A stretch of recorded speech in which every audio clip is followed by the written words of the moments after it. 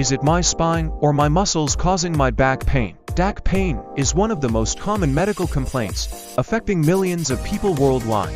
It can range from a mild, dull ache to sharp, debilitating pain that interferes with daily life. One of the most confusing aspects of back pain is figuring out what's causing it.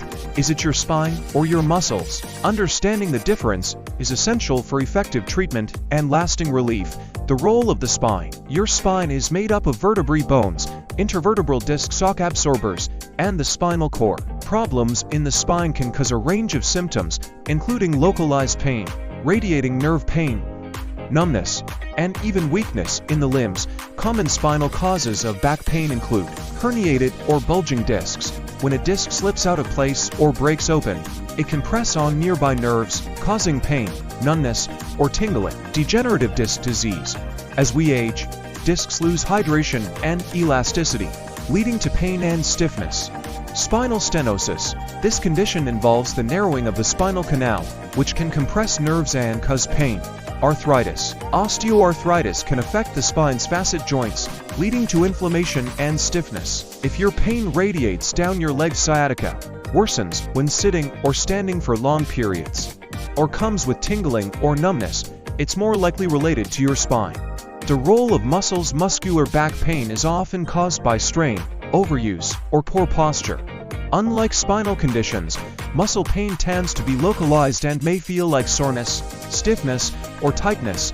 Common muscular causes include muscle strain, overexertion, lifting improperly, or sudden movements can strain the muscles in your back. Poor posture. Sitting or standing with poor posture puts undue stress on back muscles. Muscle imbalances or weakness. If certain muscles are too tight or too weak, it can lead to pain and discomfort. Tension and stress.